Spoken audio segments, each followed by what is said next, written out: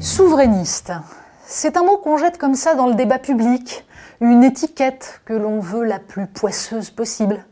Un peu comme ces cadavres pestiférés que des armées jetaient par-dessus les murs des villes pour en contaminer les habitants. Souverainiste, sous la plume des télégraphistes du pouvoir, est devenu une insulte. Pourquoi ?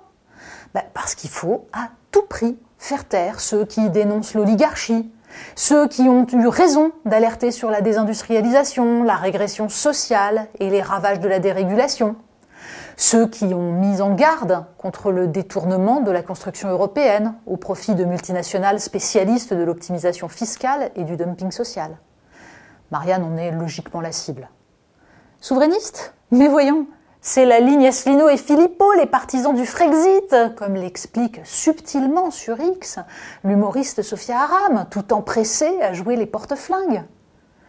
Historiquement, le terme souverainisme a été importé du Québec, où il désignait le combat contre l'État fédéral canadien, importé dans le courant des années 1990, dans la continuité du traité de Maastricht, pour désigner ceux qui s'opposaient aux avancées fédérales d'une Union européenne de plus en plus éloignée du traité de Rome.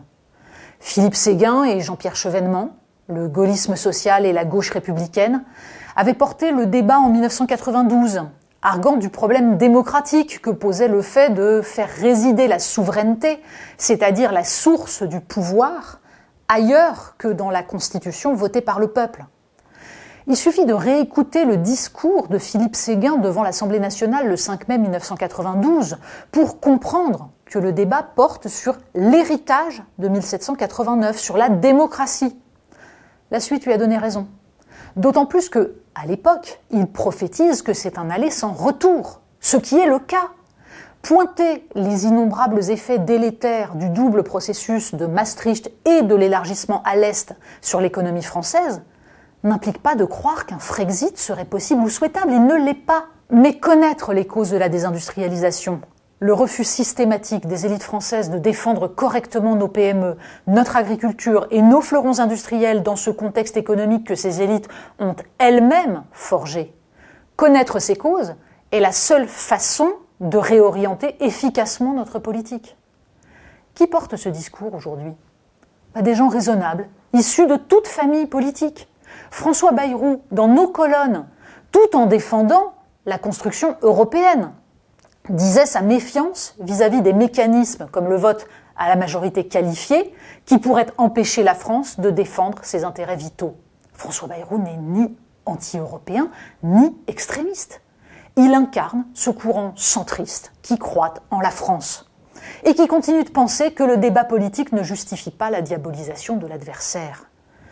On se souvient d'ailleurs de l'inénarrable éditorial de Jean-Marie Colombani dans Le Monde, expliquant à la veille du premier tour de 2007 que le vote Bayrou n'était pas un vote démocratique. Pourquoi ces délires ?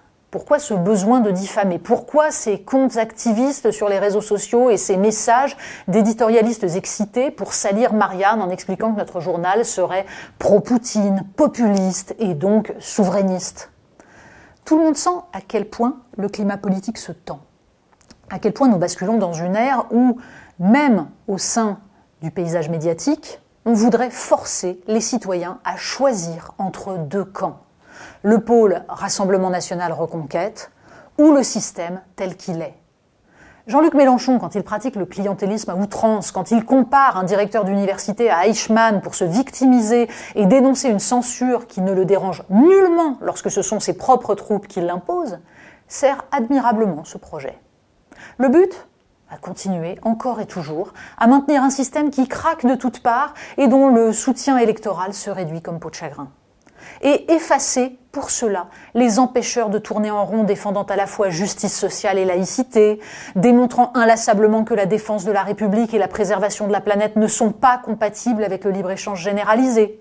Les effacer à coups de caricatures et d'anathèmes en agitant le spectre de l'anti-France, des agents de l'étranger. Mais ces apprentis sorciers ne comprennent visiblement pas qu'en usant des mêmes ressorts populistes que les extrêmes qu'ils prétendent combattre, en radicalisant leurs troupes de la même manière, en repoussant aux extrêmes tous les opposants raisonnables, en rabaissant tout débat politique à coups de slogans simplistes, en s'efforçant de rendre impossible toute proposition politique alternative, Ils pavent la route du Rassemblement national. Il serait plus que temps de retrouver un espace de débat dans lequel les gens raisonnables, attachés à l'honnêteté intellectuelle et à la maîtrise des dossiers, puissent échanger leurs arguments sur la manière de servir les intérêts de la France et de préserver les promesses de la République.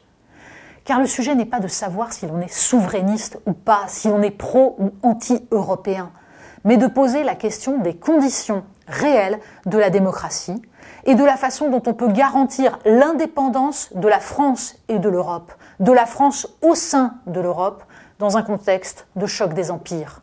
Le reste est au débat politique, ce que les Marseillais versus le reste du monde sont au raffinement.